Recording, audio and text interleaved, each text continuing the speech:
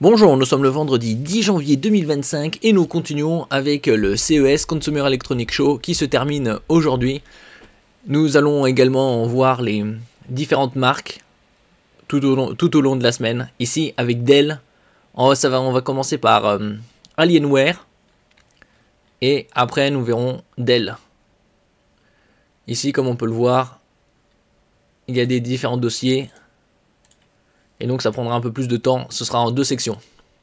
N'oubliez pas de vous abonner pour plus de news sur le monde de la high-tech, ainsi que les bons plans, également sur mon Twitter et en description sous toutes mes vidéos. Les soldes d'hiver ont commencé ce mercredi et se terminent le 4 février.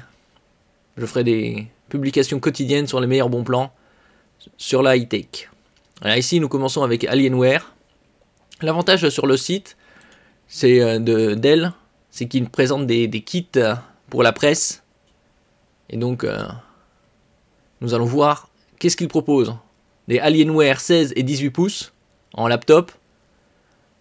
Moniteur gaming QD OLED. Il y aura de plus en plus de moniteurs QD OLED avec, c'est-à-dire Quantum Dot, un film nanométrique qui est appliqué à la matrice, que ce soit LCD ou OLED, pour étendre la zone colorimétrique reproduite.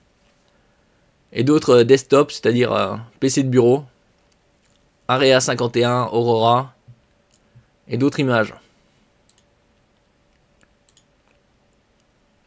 Ici nous commençons avec les laptops. Ils n'ont pas mis de son. Et donc on voit des PC portables typiques avec la tête d'alien.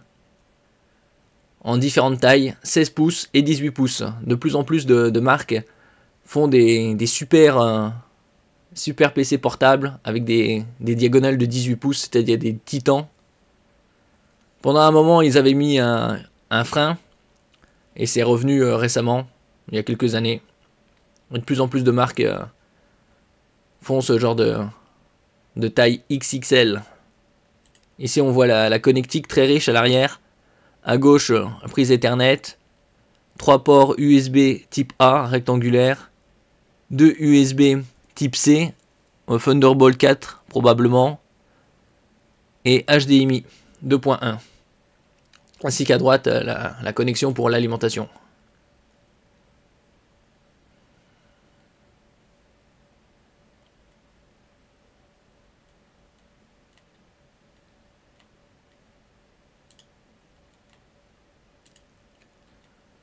Donc là ici on a les PDF pour les 16 pouces et 17 pouces.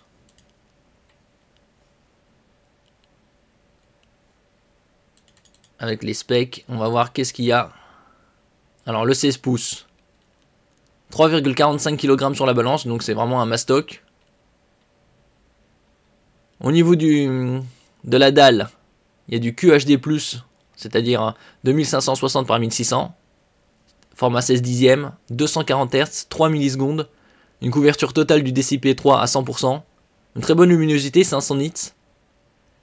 Et le G-Sync, donc la synchronisation entre le GPU et le moniteur et l'écran. Au niveau des caméras, c'est soit une Full HD IR pour infrarouge, c'est-à-dire reconnaissance faciale, avec la technologie Windows Hello, ou une caméra 4K. Ah, c'est la première fois qu'ils montrent cela, parce que les caméras avec les meilleures définitions, c'était pour l'instant, c'était Acer avec du QHD, c'est-à-dire 2560 par 1440. Et là, on a déjà des caméras 4K. C'est passé à la vitesse supérieure. Au niveau de l'alimentation, 280 ou 360 watts. Au niveau des CPU, alors c'est soit du Ultra 7 de Intel, 255HX qu'on avait vu hier, au niveau des nouveaux CPU de Intel, 20 cœurs, 30 mégaoctets de cache et une fréquence de base de 2,4 allant jusqu'à 5,2 GHz, ou le très haut de gamme de chez Intel, Ultra 9, la version 275HX, 24 cœurs, 36 mégaoctets de cache et une fréquence de 2,7 jusqu'à 5,4. Alors au niveau de la RAM, 2 SODIMM, donc pour profiter du Dual Channel, DDR5, bon, bien évidemment puisque c'est la génération la plus récente, Et en ce qui concerne le débit, c'est 6400 millions de transferts par seconde. En 16 Go, 2x8 ou 32, 2x16. Et ça peut aller jusqu'à même 64 gigaoctets en 2x32.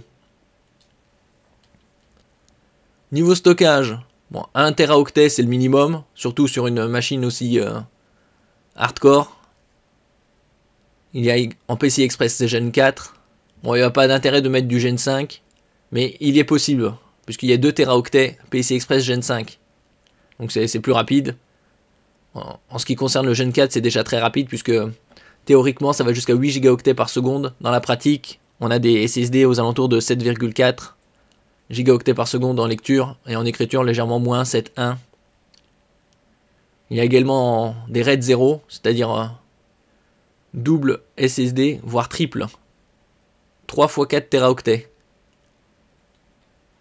Bon, pas de lecteur optique, mais ça fait déjà pas un certain temps qu'ils mettent plus de lecteur optique dessus. Le Wi-Fi 7 et le Bluetooth 5.4. Ça, c'est pas trop étonnant, c'est les dernières normes. HDMI 2.1, 2 Thunderbolt 5. À condition. Donc ça, c'est vraiment les toutes dernières normes. 2 USB type A. Gen 1. Windows 11. Également, rien d'exceptionnel. On passe au 18 pouces.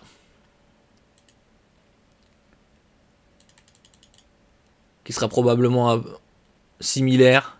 Là, c'est 4,46 kg sur la balance. C'est vraiment un pavé. On a de l'autre côté, c'est du 18 pouces. Là, il propose également du QHD+, 300 Hz, G-Sync. Il ne propose pas de version UHD+, c'est-à-dire du 3840 par 2400. Au niveau de la webcam, c'est soit du Full HD, soit du UHD 4K.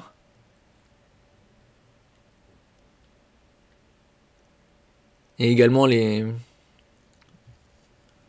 chargeurs 280 ou 360 watts. En ce qui concerne les CPU, ils sont identiques. Soit du Ultra 7, soit du Ultra 9. Option graphique, c'est pas précisé. La mémoire RAM DDR5. Il y a juste la différence de taille, finalement, d'écran. Mais la définition reste la même. Et tout le reste... Ah, ici, il y a un port Ethernet 2,5 gigabits.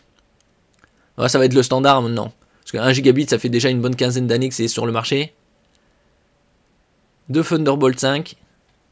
HDMI 2.1.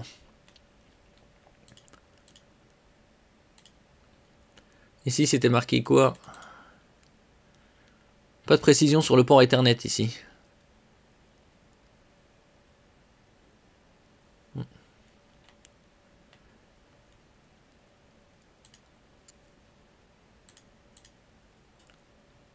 Ici, il y a quelques images.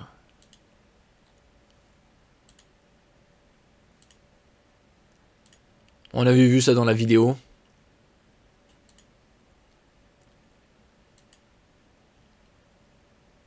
Clavier rétroéclairé, le minimum. En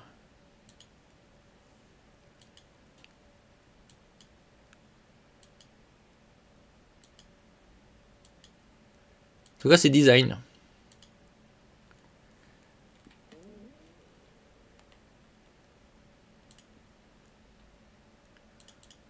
Ah, ici, c'est d'autres images de laptop.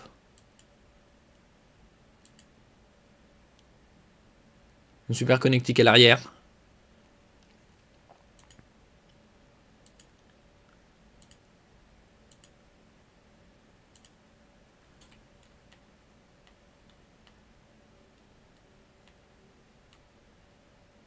Donc ça, c'était les laptops. Là, on passe au moniteur. Ici, il s'agit d'un 27 pouces QD OLED 4K et 240 Hz. Donc il sera probablement dans les 1000-1200 euros.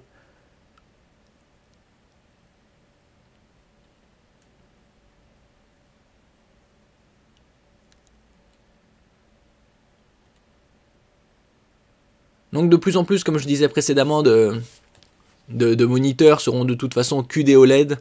Est-ce qu'il y aura que du OLED simple? Bon, possible, mais ce sera minoritaire. C'est comme avec les LCD, il y aura de plus en plus de QD OLED avec la baisse de prix de production, une amélioration des systèmes de production.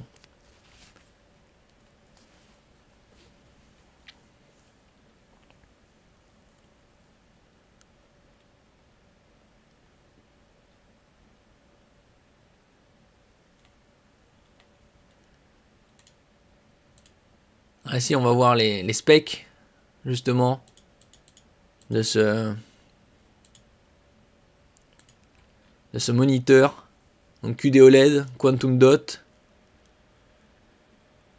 avec la densité de pixels la plus élevée au monde, puisque c'est du 27 pouces 4K, 166 ppi, pixels per inch, ou points par pouce. 240 Hz, comme je disais précédemment, 0,03 millisecondes de temps de réponse. Ça, c'est propre au OLED. FreeSync Premium Pro, donc le top de la synchronisation chez AMD. Le G-Sync également. Adaptative Sync, Display 240. Dolby Vision. La certification Display HDR True Black 400. 400, c'est pour le niveau de luminosité. HDMI 2.1.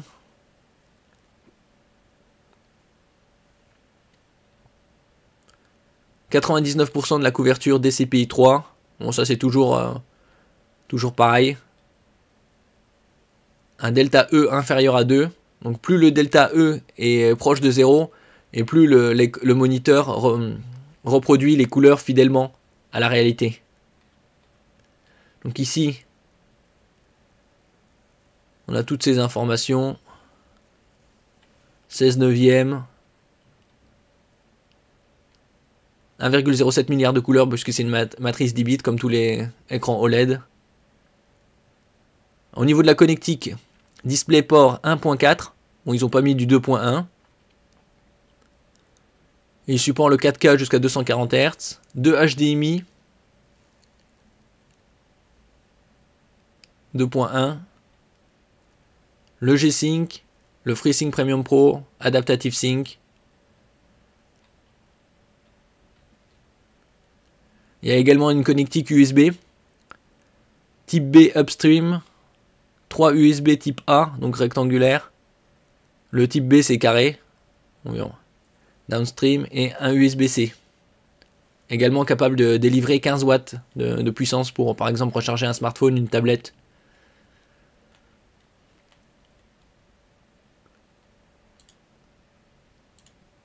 Alors ici on a quelques images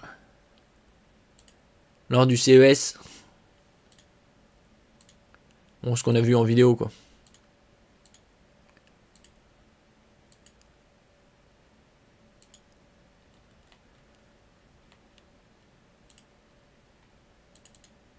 Là c'est d'autres images standards pour commercialisation.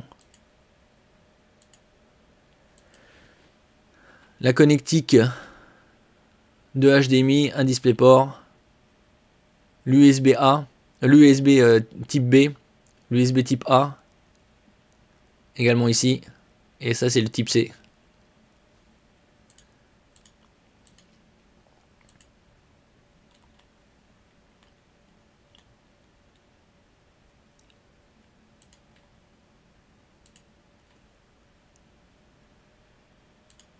Ça c'est les plaquettes CES 2025.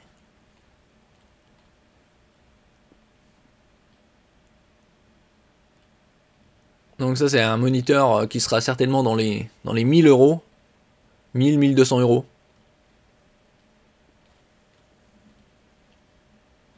Il montre un peu la densité des pixels. 111 ppi quand c'est un QHD en 27 pouces. 140 pixels quand c'est du 4K sur 32 pouces.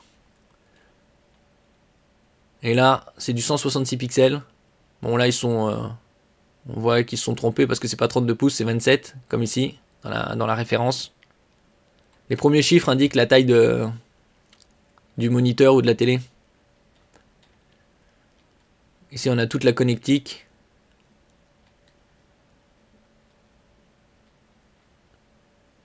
Et toutes les données.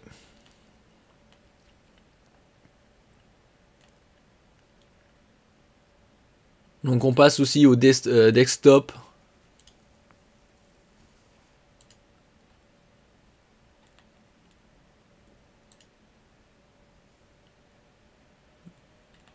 Je mettrai tous les liens en description.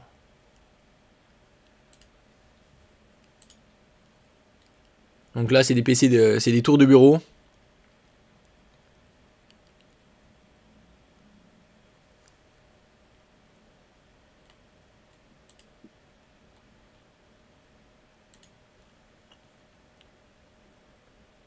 Bon après les cartes graphiques ce sera des RTX 50. Donc, toutes les déclinaisons. Sûrement.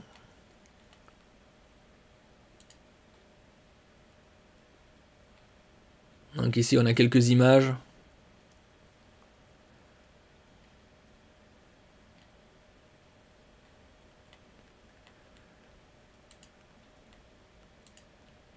Alors au niveau des specs, qu'est-ce qu'il propose?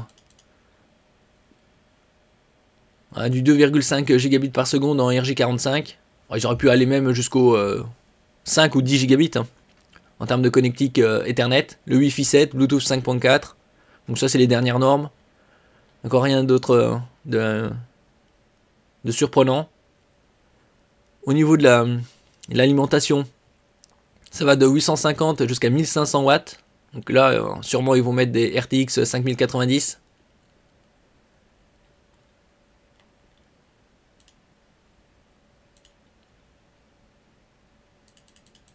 Ici, on a d'autres informations. Donc 850 watts, 1500 watts platinium. Et les slow PCI Express. Gen 5, donc pour la carte graphique. Pardon.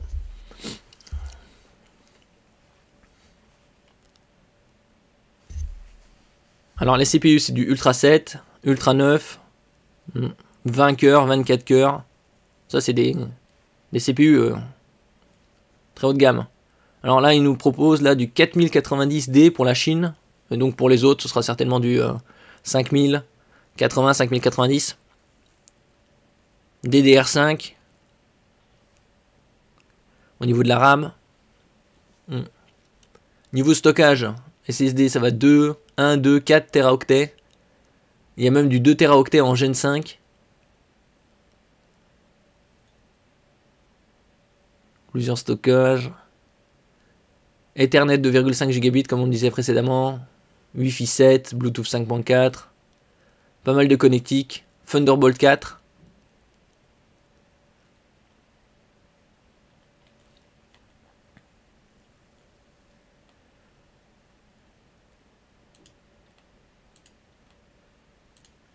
Et ça, on a quelques images.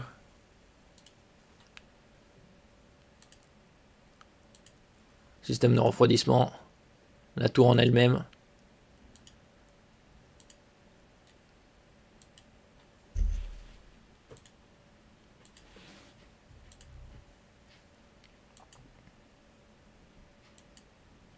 La nouvelle RTX 5090 prend au moins 3,3 à 4 slow. Donc elle est très épaisse.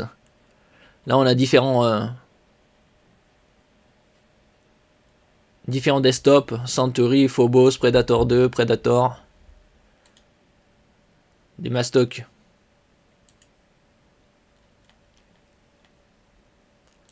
Notre image standard. Ce sera pour les commercialisations.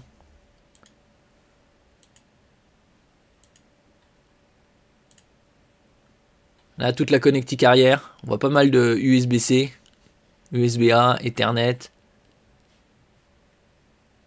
Ça, c'est une tour géante.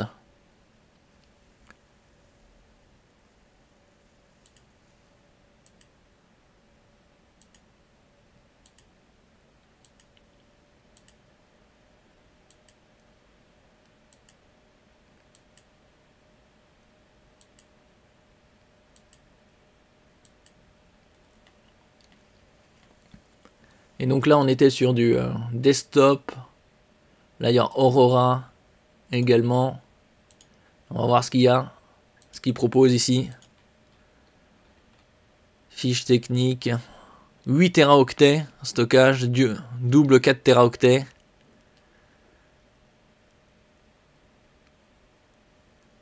« 2,5 gigabits par seconde RJ45, Wi-Fi 7, Bluetooth 4.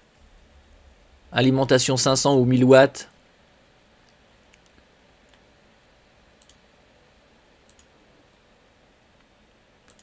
Là, une fiche un peu plus complète.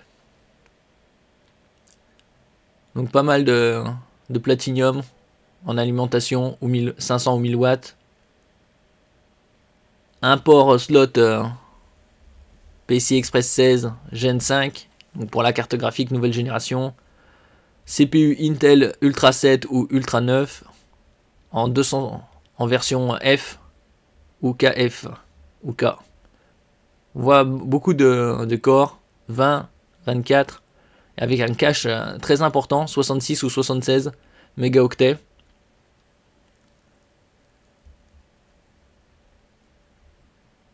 Une bonne connectique aussi, sortie optique pour le son.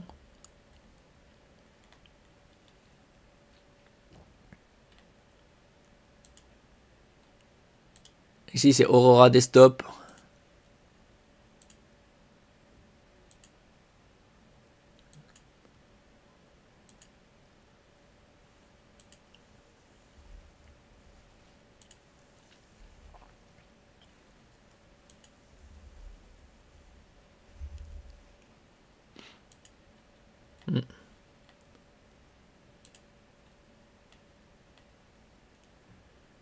Après il y a quoi? Alien Care. Oh, c'est juste une assurance. Basic Support, Alien Care, Alien Elite Care. Bon. Ça c'est secondaire.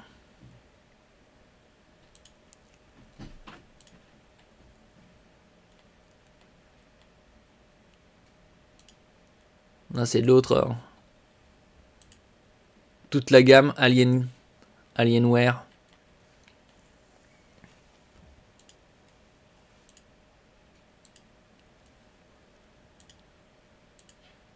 Ok, une partie c'est recyclé, matériaux.